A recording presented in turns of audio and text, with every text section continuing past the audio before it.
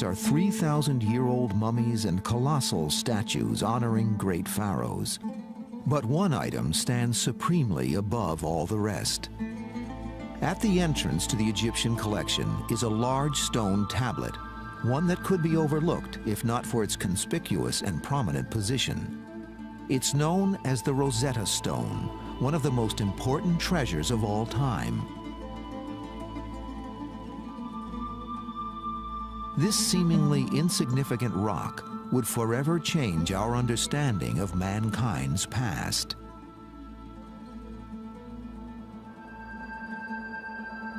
For 2,000 years, the history of ancient Egypt was buried in the sands of time. Travelers and scholars were aware of the existence of these enigmatic people, but nothing was known about them.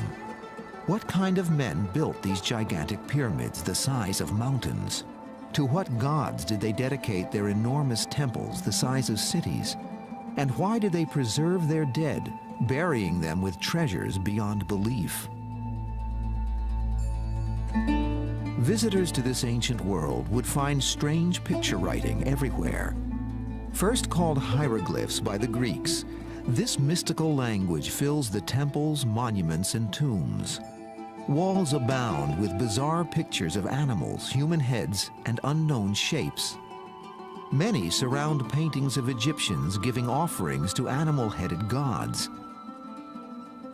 Even their dead were buried with this sacred script on their wrappings and coffins. What do these strange carvings say? Did the Egyptians possess potent medicines and powerful weapons? Would the words provide us with a direct link to the Bible? A key was needed to break the code, a key that would unlock the buried past. And the search for this elusive instrument would become one of history's great detective stories.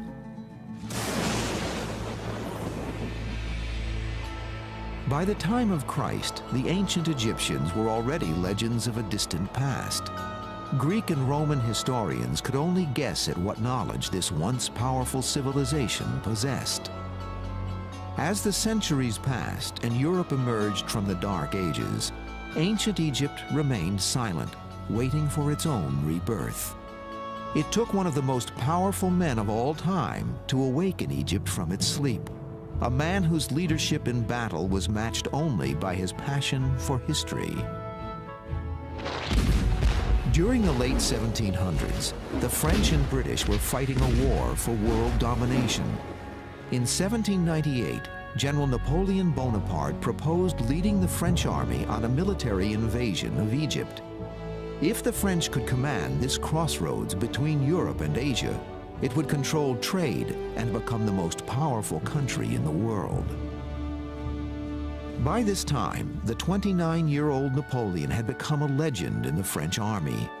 His victories over Austrian forces in Italy established France and himself as new powers to be reckoned with. Napoleon's sense of history and destiny led him to view Egypt as his next prize. On July 1st, 1798, Napoleon's army sailed into Egypt's port city of Alexandria.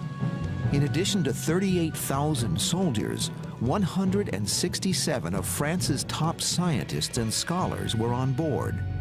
Rarely have military expeditions had academic interests as well. Napoleon was fascinated with ancient Egypt. Perhaps, like Alexander the Great, Napoleon believed his destiny was to annex Egypt on his way towards conquering the world. The egocentric Napoleon viewed Egypt as more than just the cornerstone of an empire. He knew of its legends, its power, and its history. This was the land of the pharaohs, kings who were considered gods by their subjects. They ruled over the world's greatest civilization for over 2,000 years. Napoleon was determined to learn their secrets. Like Julius Caesar before him, Napoleon wanted to win the hearts and minds of the Egyptians. As a member of the French Institute of Egyptology, Napoleon personally selected the academics who formed his expeditionary force. While the French army swept up the Nile, crushing all opposition, the scholars immediately began their work, setting up an institute in Cairo. This became the headquarters for Napoleon's academic expedition. They scattered across Egypt, exploring tombs, climbing monuments, studying, sketching, and recording everything in sight. The wealth of information was unbelievable. Napoleon demanded to be constantly informed.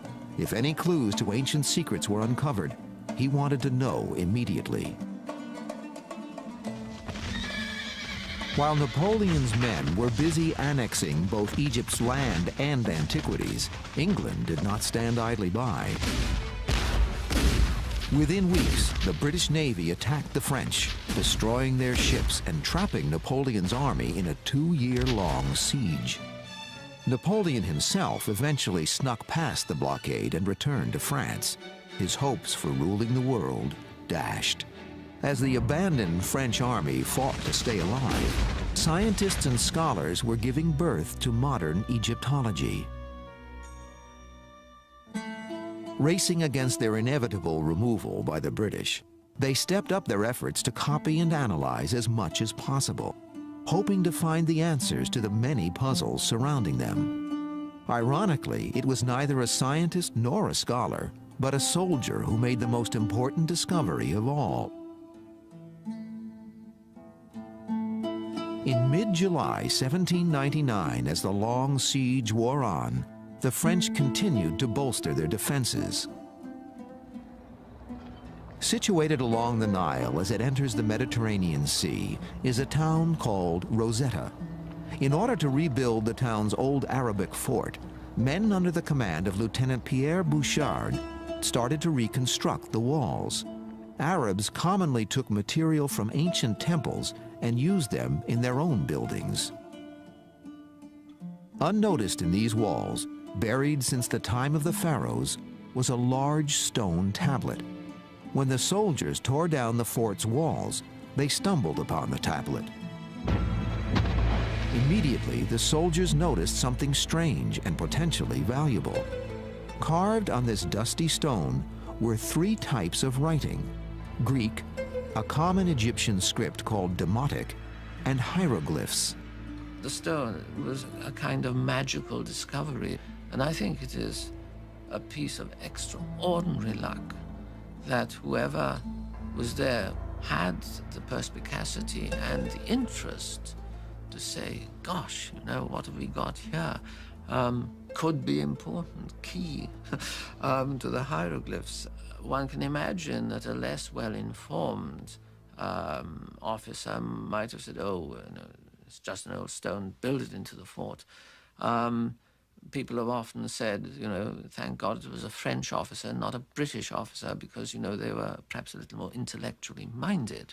Dubbed the Rosetta Stone, it measured 3 feet 9 inches high and 2 feet 4 inches wide. It weighed nearly 1,500 pounds. French General Jacques Mignou ordered it sent to the Institute in Cairo to have the Greek translated. What did it say? Could the Greek be used to translate the hieroglyphs? The discovery caused an immediate sensation. Because the Greek language was understood, scholars quickly translated the text. It was a decree honoring the Greek pharaoh Ptolemy V on his first year of rule. In exchange for services rendered by him benefiting Egypt, plaques were to be placed in temples throughout the land. It was known that Greeks had ruled Egypt from 300 BC until the decades before Christ. The tablet had survived for over 1,800 years. Did others exist? The actual wording seemed unimportant until the last line was read. This decree shall be inscribed on the stele of hard stone in sacred and native and Greek characters. That meant all 3 scripts said the same thing. The news spread quickly back to Europe. This stone offers great interest for the study of hieroglyphic characters. Perhaps it will even give us the key at last. Courrier de l'Égypte, August 1799. The Rosetta Stone would not stay in French hands for long. The British siege would soon force them to surrender it. Napoleon's 2-year military campaign in Egypt was a complete disaster. Over 9,000 men were killed, and the French Navy was decimated by the British. Those who remained were now trapped in Egypt, isolated by a British naval siege along the Mediterranean coast. But the scientific and cultural aspects of the French expedition were a tremendous success. This voyage gave birth to modern archaeology, man's search for his own past. And with the discovery of the Rosetta Stone, it seemed as if Egypt's great secrets would finally be revealed. A civilization which had remained silent for so long now seemed poised to speak. Both French and English military men kept a close watch on the deciphering of the hieroglyphs. French officers in Egypt knew firsthand the power and glory of the ancient Egyptians. The indisputable evidence was before their eyes. The pyramids and temples were obviously built by a great and advanced civilization. If the Rosetta Stone could be used to translate its language, some of Egypt's former glory might be resurrected and become that of France. How quickly could the French decipher the stone and thus read the hieroglyphs? Would the code be cracked before the British forced their surrender? Under military orders, scholars at the Institute raced to complete the deciphering. The stone had 3 texts written on it, each in a different script. Reading top to bottom, they were hieroglyphs, Demotic, and Greek. The Greek section told of the tablet having the same information written in all 3 languages. While Greek was easily understood, using it to translate the 2 Egyptian scripts presented several obstacles. First and foremost, nobody had been able to speak or read either Egyptian language for almost 2,000 years. The French had no idea as to what any of the Egyptian symbols or words meant. Were the signs phonetic like an alphabet, or were they pictorial like Chinese character writing? Without any clues, they had to start from scratch. A second hurdle was that the stone was broken at the top and sides. The hieroglyphic section at the top was the most damaged. Only 14 lines of text existed. The Demotic section in the middle had all of its 32 lines of text, but was broken along the right side. The Greek section consisted of 54 lines. The frustrated French had no way of knowing which words or lines of text matched up with which Greek words. Time was not on their side. In August 1801, 2 years after the discovery of the Rosetta Stone, the English ended their siege, attacking and forcing the French to surrender Egypt. French military officers were allowed to keep their personal possessions, but the Institute in Cairo had to hand over all of their discoveries. The academics were furious. What right did the British military officers have to abscond with the legacy of the past? Egypt belonged to mankind. What would become of these priceless treasures? When the British got the French to surrender at Alexandria, the Rosetta Stone was already famous, although I think it was more famous in France than it was in Britain. But it was certainly regarded as one of the spoils of war, and it was regarded as one of the fruits of the British victory. The French were distinctly reluctant to let the stone out of their hands and hid it away, trying to pretend they hadn't got it. You are taking from us our collections, our drawings, our copies of hieroglyphs. But who will give you the key to all that? Without us, this material is a dead language that neither you nor your scientists can understand. Sooner than permit this vandalous spoliation, we will destroy our property. We will scatter it amid the sands and throw it into the sea. If it is celebrity you are aiming for, very well. You can count on the long memory of history.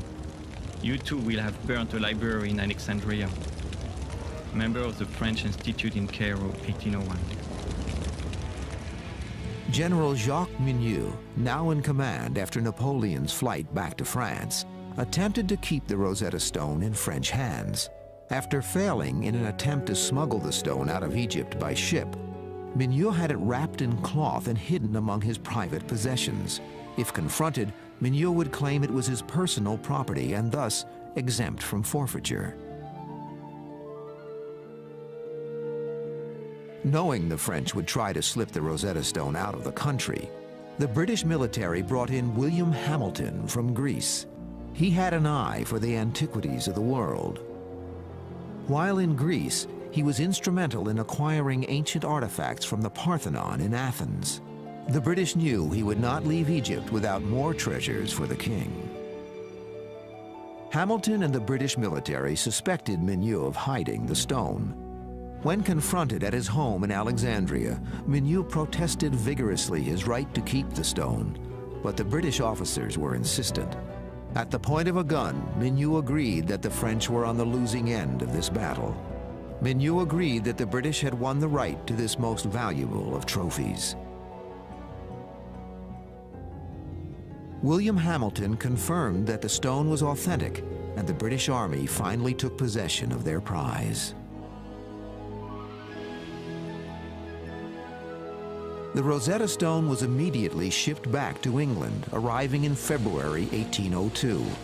England now had the key, but the French had made copies. Now the feverish race began. Who would be the first to decipher its cryptic message? At the beginning of the 1800s, reports from newly explored parts of the world amazed the European and American public. No discovery was too incredible. Anything seemed possible. As news of Egypt's wealth of wonders began to circulate, the fascination for all things Egyptian became insatiable. There was a feeling that the hieroglyphs contained secrets about the gods, the universe, astronomy, that were simply not known to ordinary people. There was curiosity right from the start because the things are so obvious and so pictorial. And above all, because they've been associated with the temples, the priesthood, there was a feeling that they had to contain mysteries, that hieroglyphs weren't just ordinary writing, that there you had a civilization that if only you could crack the mystery, would tell us things that nobody had ever thought of. With the key to the Egyptian language in hand, all eyes turned toward the decoding of the Rosetta Stone. After it arrived in London in 1802, copies of the stone's text began to spread to universities throughout Europe. The race to decipher the stone was beginning to develop into one of the world's great international competitions. Perhaps its answers would change fundamental views on religion, science, and history, and maybe shed new light on the Bible itself. What marvelous medicines and technology were going to be discovered? How and why did such an advanced civilization perish? As language specialists began to study the relationship between the three scripts, no clear pattern was evident. The broken stone seemed to block any effort to match words and sentences. Not one hieroglyphic word or phrase could be positively identified. How was this seemingly impossible task going to be accomplished? Desperate for any clues, scholars dug into the past for help. The earliest account of the Egyptian language is a Greek book written by Apollo. Said to be an Egyptian priest, he wrote extensively on the usage and meaning of hieroglyphs. His 5th century BC book, Hieroglyphica, became the cornerstone of future research. Apollo wrote of 189 different hieroglyphic signs. For each one, he detailed its description and mythological meaning. While he discussed the specifics of individual signs, Apollo never combined them to form sentences or paragraphs.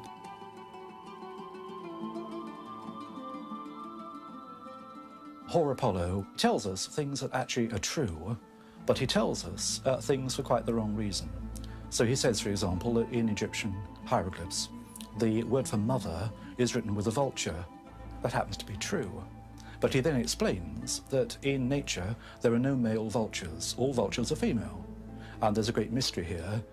Now, later on, as people started to look at the natural world and spotted indeed that there were vultures that were male and female, poor old Apollo got discredited. So the truth he was telling us got thrown out with the mystical verbiage that he dressed it in. Scholars attempting to decipher the Rosetta Stone also consulted historians' findings from the past.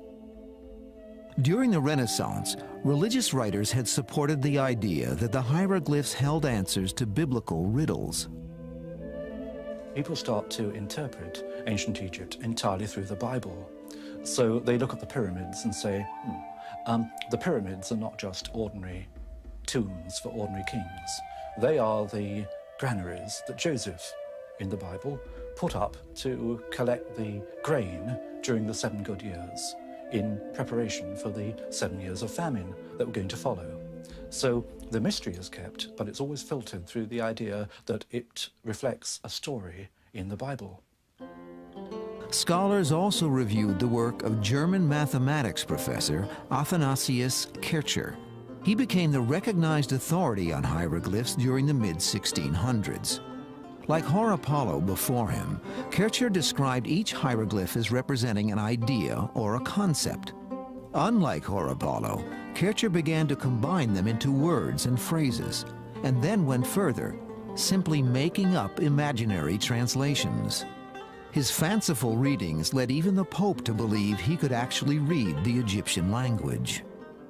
Over a century later, at the time of Napoleon's expeditions, Kircher's studies were still widely held as true.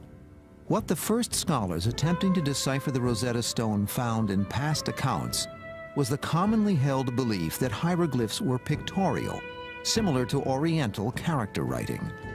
Each hieroglyph represented a word or idea. It wasn't until these old theories were abandoned that the Rosetta Stone would finally reveal its clues. In 1802, Sylvester de Saussy of France and Johann Ackroyd of Sweden were the first to throw out the ideas of the past and try a fresh approach. They looked at Egyptian hieroglyphs and said, other civilizations write in perfectly normal ways. I don't see why the Egyptians have to be different. They looked also at other documents from Egypt, not simply temples and obelisks and hieroglyphs, but things on papyrus, paper documents. And they said rightly, look, the Egyptians have perfectly good ways of writing perfectly ordinary, everyday letters. Maybe all of their writing system is rational after all. De Saussy and Ackroyd followed the premise that the Demotic language used the Western system of writing. They took a number of recurring Greek words, including the pronouns he or his and the word Greek. They then searched the Demotic text for words which were repeated in roughly the same location. They verified that wherever these words occurred in Greek, they appeared in a similar pattern in the Demotic. What these pioneers did was to begin to prove that the script was not just a symbolic script, that there were signs that meant individual letters, stood for individual letters. You no longer looked at it as something esoteric and full of hidden meaning. Although their first step at translating the Demotic text was somewhat promising, de Saussy and Ackroyd gave up, having failed to crack the hieroglyphic code. 3 years after the Rosetta Stone's discovery, opening the window onto Egypt's secrets was proving to be far more complex than anyone had thought. The greatest minds of Europe were beginning to think the secrets of Egypt would stay hidden forever. More than a decade passed following de Saussy and Ackroyd's attempt without any further serious efforts. Although the public's fascination with ancient Egypt continued to grow, the Rosetta Stone was all but forgotten. To those dreaming of trying to decipher the hieroglyphs, the failure of de Saussy and Ackroyd proved an intimidating legacy. There was a feeling, as with most decipherments, that it's a big prize but also a big risk. You could end up covering yourself with glory, and you could end up making a really big fool of yourself. Now, scholars are by temperament rather cautious, and it takes a certain kind of person to say, I don't care if I make a fool of myself, I'm going to have a go at this. Although more tombs and temples filled with hieroglyphs were being discovered, no one seemed capable of reading their secrets. As the 15th anniversary of the discovery of the Rosetta Stone came and went, no further progress had been made on deciphering it. Although past failures seemed to deter any serious future efforts, two men would soon step forward, each claiming he was the first to turn the key.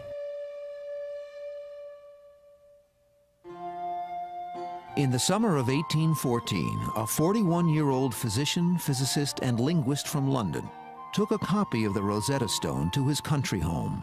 He decided to spend his summer vacation mulling over its puzzle. This time, the Rosetta Stone would begin to speak. Thomas Young was one of the most remarkable people that Britain has ever produced. If you do a list of his achievements, it is quite amazing. He looked at the question of light and how that works, and he comes up with the wave theory of light, which is the foundation of a lot of modern physics. He is interested in the human eye. He's interested in how it sees colour. He's interested in perception. And his notions of the human eye are at the basis of a lot of modern optics. This man was probably the most brilliant problem solver that Britain has ever produced. Young felt much of the mysticism surrounding ancient Egypt was nonsense. He did not believe secrets to the universe were going to be discovered. What attracted him to the Rosetta Stone was that it was a problem, an unsolved puzzle, and he wanted a chance to crack it. Young began by concentrating on the words graphically. He located lines in the Greek text which had words occurring more than once. He then attempted to find lines in the Demotic text which had groups of symbols repeated these same numbers of times. Using this matching system, Young was systematically able to identify 86 Demotic translations, including the words King, Ptolemy, and Egypt. Where De Saussure and Ackroyd had stopped, Young's initial success led him to continue his efforts. Egyptologists had long been fascinated by the hieroglyphs that were surrounded by ovals. Called cartouches, they seemed to be placed strategically in and around temples and tombs. A few Egyptologists had begun to speculate that a cartouche represented the name of a pharaoh or member of the royal family. Young used this knowledge to work on the theory that the cartouches on the Rosetta Stone would contain the name Ptolemy. Since the tablet was written in his honor, his name should be on the cartouches in the hieroglyphic section. Young further surmised that because Ptolemy was a Greek name, the Egyptians would have to write his name phonetically. If the hieroglyphs were pictorial, they would not contain symbols for foreign names or words. 4 years after he began, Young correctly matched the Greek letters in the name Ptolemy with the hieroglyphs inside one of the cartouches. In 1818, he became the first to bring the stone to life. The hieroglyphic section had spoken its first word, Ptolemy. While his success was beginning to gain the public's attention, across the English Channel in France, another man had already been obsessed with deciphering the Rosetta Stone, a man Young would initially encourage and then later regret having helped at all. Thomas Young's work was well known, not only in England, but also in other countries. What's more, he sent copies of his work to various scholars up and down the continent, and particularly to Paris. And copies of Young's work were sent to Sylvestre de Sacy. One day, de Sacy showed a copy of Young's work to a young Frenchman, and the name of the Frenchman was Jean-François Champollion. The destiny of young Jean-François Champollion seemed tied to the Rosetta Stone from birth. French legend describes how his bedridden mother was visited by a sorcerer months before Jean-François was born. Looking into the eyes of this sickly woman, the sorcerer saw the past being connected with the future. He predicted this woman's unborn son would be the one to bring light onto the centuries of the past. Champollion was born in Figeac, France in 1790 to a small-town bookseller. When he was 11 and living at a boarding school in Grenoble, news of Napoleon's expedition to Egypt captured the imagination of France. Champollion's older brother, Jacques-Joseph, read tales of Egypt's glories and mysteries to his younger brother. When the younger Champollion received a copy of the Rosetta Stone from a cousin who had traveled to Egypt as part of the expedition, he was hooked. Young Jean-Francois made it his goal to read the hieroglyphs, and that, of course, meant cracking the Rosetta Stone. All his early training was undertaken with that in mind. Languages became his all-consuming obsession, and he soon paid little attention to his other studies. His efforts became focused on Oriental and Middle Eastern languages, especially Coptic. Coptic had been a language spoken by Christians in Egypt and written in Greek. When he was about 14, Champollion was working far too hard, not on his schoolwork, but on Egyptian hieroglyphics. And he had what nowadays I think will be called a minor nervous breakdown. And he was sent off to recover. And he wrote a letter back to his elder brother saying, "It's so boring here, send me a Chinese grammar." That was the kind of obsessive personality that Champollion was. Champollion's early studies focused on the deciphering of the Demotic language and its relation to Coptic. He had previously believed that hieroglyphs were symbolic, that they were mysterious and could not be deciphered in an ordinary way. Champollion began to sense the same links between the Greek names and the hieroglyphic cartouches. When reports of Thomas Young's work reached him, Champollion realized in a flash they were correct. Champollion would take Young's work and propel it forward. After obtaining an inscription of a known cartouche of Cleopatra from the Temple of Philae, Champollion recognized that if Ptolemy and Cleopatra have common letters, their hieroglyphs should have similar signs as well. When Champollion compared their hieroglyphic names, the signs for P, L, and O lined up. Champollion had proved Young's theory that foreign names were spelled phonetically in the hieroglyphic language. The door was now opened, and Champollion was about to walk through. Champollion realized that Young was right, that you could show that hieroglyphs could write the names of the Greek rulers of Egypt. But that was one thing. It may be that that was simply a way used in later times to write foreign names. The question was whether hieroglyphs went back in the same way into earlier periods. Champollion took a look at a copy of an inscription from the Great Temple of Karnak. This inscription had a king's name repeating itself many times. The king's name was written with 3 signs. At the top was a sun disk. Champollion knew from Coptic that the name of the sun in ancient Egyptian was pronounced Ra. At the bottom was a letter that Thomas Young had identified, the letter S. It was written twice. What he now had was a name of a king that began with Ra and ended with S. The middle sign was a tricky one. It had not been deciphered by Young or anyone else. But Champollion traced that sign in the Rosetta Stone. It occurred several times. Whenever it occurred, the Greek translated into the idea of birth or being born. Champollion knew the Coptic for to give birth was Misa, and suddenly he had a king's name, beginning with Ra, continuing with Misa, and ending in S.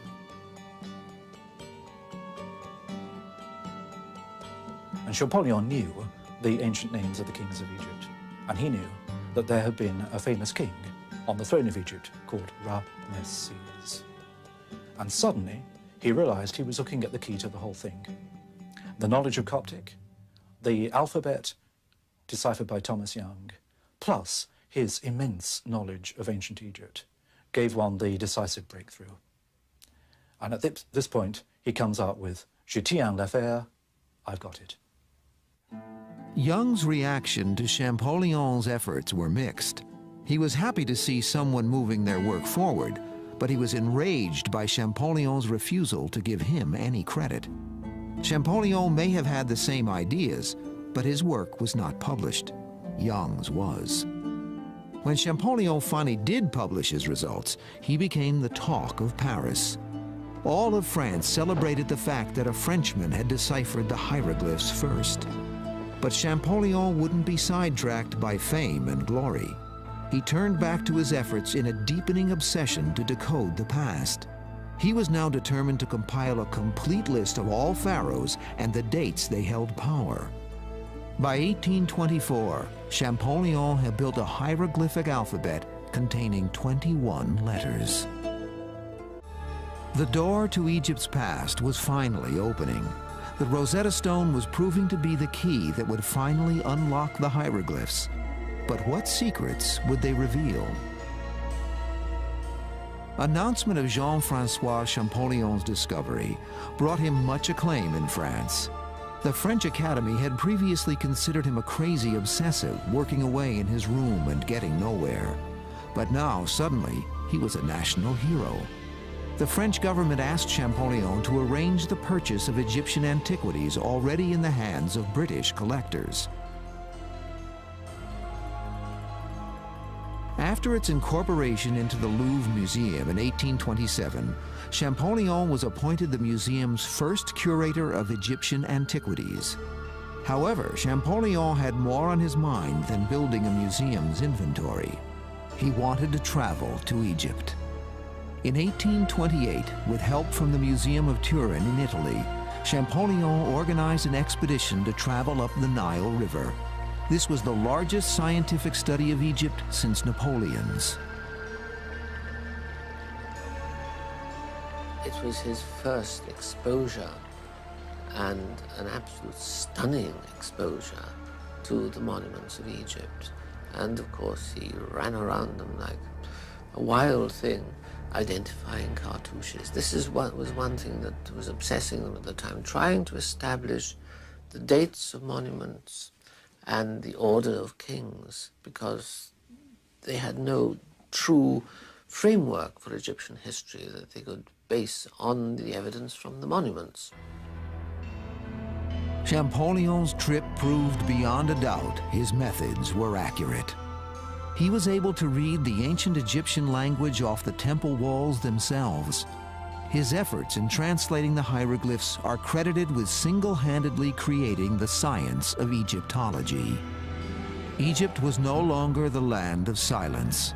It now spoke directly from the past. The names of pharaohs such as Ramses and Thutmose were legendary. Now their faces could be identified. We now knew when they ruled and in which temples they prayed. Upon returning to Paris, Champollion continued his work. He now had enough material to write the definitive history of Egypt.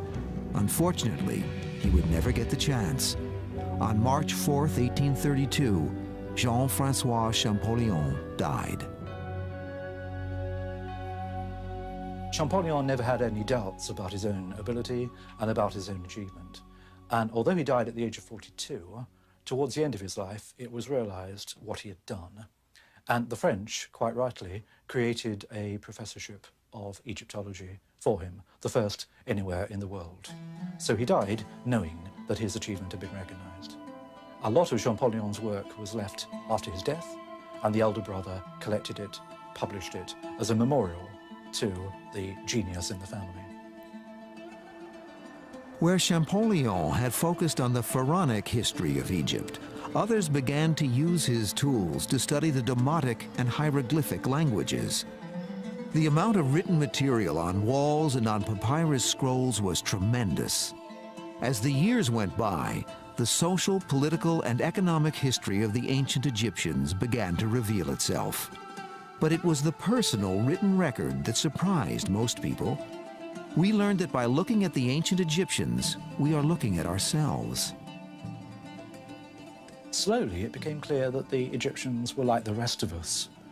They wrote letters to the bank manager. They wrote letters to the local tax official. They wrote letters to each other about various normal aspects of normal lives. They had literature, just like ours, not very different. The Rosetta Stone brought the history of ancient Egypt to life.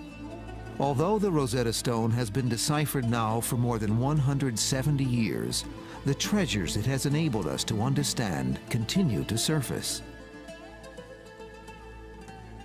From the spectacular find in the tomb of Tutankhamun in 1922 to the uncovering of the tomb of the sons of Ramses the Great in 1995, ancient Egypt is still providing new and amazing discoveries. The Rosetta Stone is a milestone between a period when all we knew about our own origins was in the Bible or in the writings of the Greeks and the Romans. After the Rosetta Stone, we start to look at ancient history speaking for itself.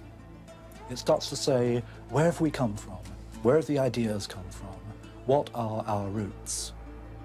And the Rosetta Stone is a way of bringing us face to face with our own identity. Today, the ancients speak again, thanks to men like Napoleon, Thomas Young, and Jean-Francois Champollion. Hunters who brought the past to life only because they dared to go in search of history.